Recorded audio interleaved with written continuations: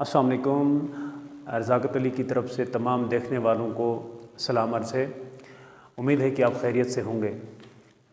जैसा कि student examination के बाद बहुत खुश थे कि कोरोना में जिन स्टूडेंट्स ने पेपर्स दिए थे उनके बहुत अच्छे रिज़ल्ट आए और इस पे बहुत क्वेश्चन अराइज़ हुए, क्योंकि बहुत से स्टूडेंट्स को कुछ ज़्यादा ही नंबर मिले थे, कुछ स्टूडेंट्स को कम नंबर मिले, फेल तो कोई नहीं हुआ था। हमारे फेडरल बोर्ड का जो एग्ज़ामिनेशन सिस्टम था इससे पहले भी क्वेश्चन अराइज़ होते थे कि इफ़ेक्टिव साबित नहीं हो रहा, क्योंकि हमारा जो तालीमी निज़ाम है वो बच्चे को रट्टर लगाने पे, रॉड लर्निंग पे ज़्यादा फोकस करता है। इस पे हमारे सोसाइटी के अलग अलग सेक्शंस में क्वेश्चन अराइज़ होते थे कि ये फ्रूटफुल साबित नहीं हो रहा है, लिहाजा हमें एक नया मैकेनिज़्म डेवलप करना होगा एग्ज़ामिनेशन सिस्टम का। तो ये सोच पहले से थी। इस बार फेडरल बोर्ड ने इस रिगार्डिंग में एक नोटिफिकेशन जारी किया और फेडरल बोर्ड ने कहा कि 2022 में जो एग्ज़ाम्स होंगे आपके वो कैरिकुलम बेस होंगे। इससे पहले जो एग्ज़ाम होते थे वो आपके सिलेबस बेस होते थे। अभी जो कमिंग एग्ज़ाम्स होंगे 2022 में वो आपके किस बेस पे होंगे? करिकुलम बेस पे होंगे। तो मैं बगैर वक्त ज़ाये किए समझा देता हूँ कि इन दोनों में क्या फ़र्क है, फिर आपको इसको समझने में आसानी होगी। अच्छा, पहले सिलेबस जो कोर्स होता था, इससे पहले जो एग्जामिनेशन होते थे वो सिलेबस बेस थे और उसमें डिस्क्रिप्टिव होता था वो, यानी डिस्क्रिप्टिव का मतलब ये है कि उसमें डिस्क्राइब वाले क्वेश्चन ज़्यादा होते थे, एक्सप्लेनेशन ज़्यादा मांगी जाती थी। लेकिन इस बार जो आपके पेपर्स होंगे वो प्रिस्क्रिप्टिव बेस्ड पेपर होंगे, यानी प्रिस्क्राइब मीन छोटा करके आपको आंसर देना होगा, टू द पॉइंट बात करनी होगी। उसमें अंडरस्टैंडिंग कंसेप्चुअल क्वेश्चन ज़्यादा होंगे, व्हाट, वाई, हाउ से क्वेश्चन ज़्यादा पूछे जाएंगे। जबकि पहला जो आपका एग्जामिनेशन पैटर्न था वो डिस्क्राइब और एक्सप्लेन वाले क्वेश्चन थे। अब WH question, why, how, what, यानी कंसेप्चुअल बेस्ड क्वेश्चन पूछे जाएंगे। This is the main difference between the curriculum and the syllabus. And second main difference is that the syllabus each subject under course, यानी syllabus में subject special होती थी, एक खास subject होती थी सिलेबस बेस्ड एग्जामिनेशन में, और उसी सब्जेक्ट्स को टीचर पढ़ाते थे और उसी सब्जेक्ट के रिलेटेड या उसी सब्जेक्ट से क्वेश्चन पूछे जाते थे, सब्जेक्ट से हट के कोई क्वेश्चन नहीं पूछा जाता था। जबकि इस बार जो एग्जामिनेशन होंगे कैरिकुलम बेस्ड, ये आपके सब्जेक्ट तक महदूद नहीं रहेगा। यानी बिलफर्ज करें आप स्टूडेंट बॉन्ड नहीं होंगे कि जनाब वाले हाइड्रोजन बॉन्ड की डेफिनेशन आपको स्पेसिफिक बुक वाली ही डेफिनेशन करनी हो, आल्दो वो डेफिनेशन कितनी क्रिटिकल ही क्यों ना हो, वो डेफिनेशन स्टूडेंट को समझ में आए या ना आए वो वहीं डेफिनेशन पहले लिखना होता था। लेकिन इस बार ऐसा नहीं है। इस बार बोर्ड तकरीबन 3 या 4 किताबें आपको रिकमेंड करेगा, उन किताबों में से आपको सबसे इजी डेफिनेशन जो आपको लगे वो आप लिख सकते हो। और तीसरी बात, जो तीसरा डिफरेंस है सिलेबस बेस्ड एग्जामिनेशन और कैरिकुलम में, ये नैरो होता है और ये वाइड होता है।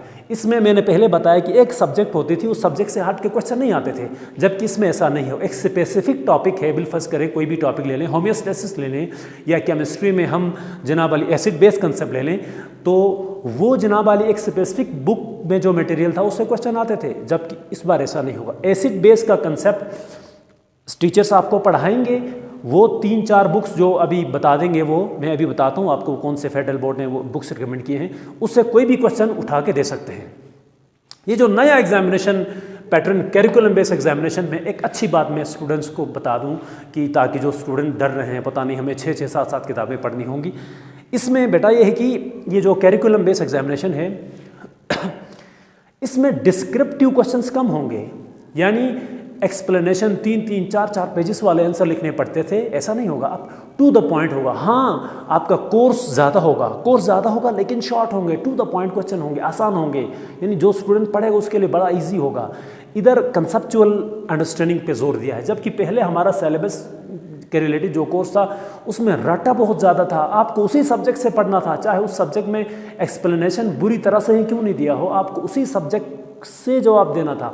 जबकि अभी अगर कोई खास जैसे हम ले लें DNA के स्ट्रक्चर के बारे में, DNA के रिप्लिकेशन के बारे में अगर हम टॉपिक ले लें, तो आपके पास 3-4 बायो की सब्जेक्ट्स होंगी, जहां से आपको इजी लगे ये टॉपिक DNA रिप्लिकेशन का, आप वहीं से उठा लें और आप वो एग्ज़ाम में आसानी से लिख सकते हो।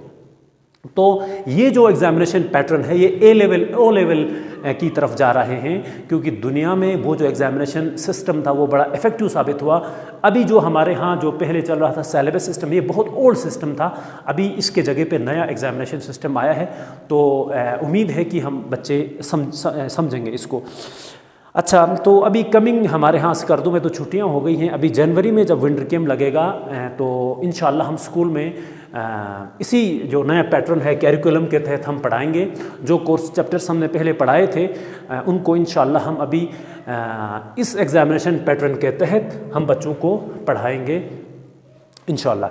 अच्छा, तुम्हें अभी सब्जेक्ट्स बताता हूँ। अगर हम बायोलॉजी की बात करें, क्लास 9 बायोलॉजी की बात करें तो जो सब्जेक्ट्स रिकमेंड किए हैं अच्छा वो 2 सब्जेक्ट्स, गालिबन 2 सब्जेक्ट्स हैं बायोलॉजी क्लास 9 के लिए। 2 सब्जेक्ट्स रिकमेंड हैं। एक है नेशनल बुक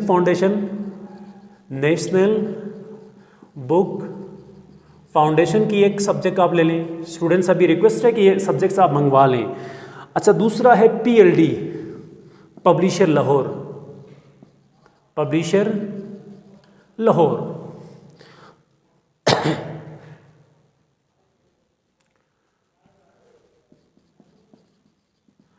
अच्छा, ये जो 2 बुक्स हैं 9 क्लास के लिए। अगर हम 10 क्लास की बात करें तो 10 क्लास में वही PLD, ये 10 क्लास के सब्जेक्ट्स में अभी लिख रहा हूँ यहाँ पे।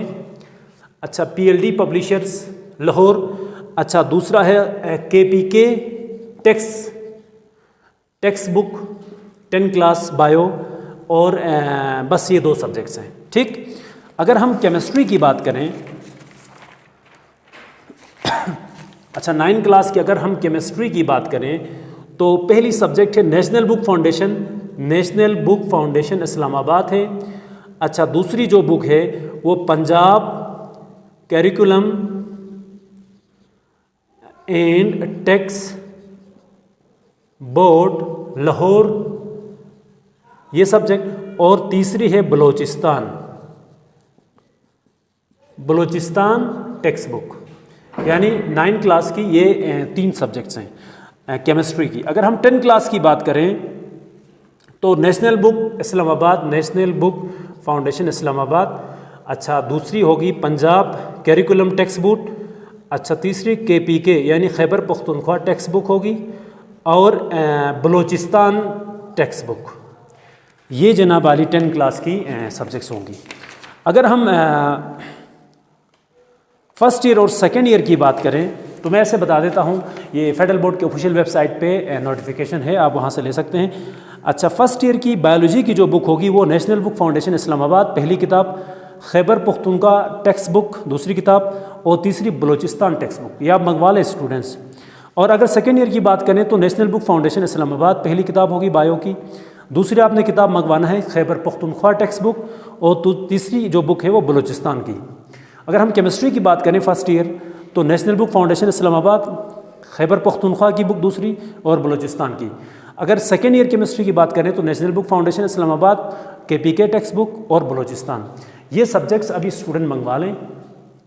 कमिंग जो विंटर कैंप का जो सेशन होगा इंशाल्लाह हम according to the new pattern हम स्टूडेंट को टीच करवाएंगे इंशाल्लाह। मज़ीद इस तरह की वीडियोस के लिए आप मेरे चैनल को सब्सक्राइब करें, लाइक करें और अपने दोस्तों में शेयर करें। और इंशाल्लाह अगली वीडियो मैं आपकी 9 क्लास 10 क्लास या फर्स्ट ईयर सेकेंड ईयर के किसी टॉपिक पे मैं इंशाल्लाह लेक्चर दूंगा। मैं बायोलॉजी और केमिस्ट्री के जो लेक्चर्स हैं इस चैनल पे अपलोड करूंगा इंशाल्लाह। मेरे चैनल को सब्सक्राइब करें, लाइक करें और अपना और अपनी फैमिली का बहुत सारा ख्याल रखें।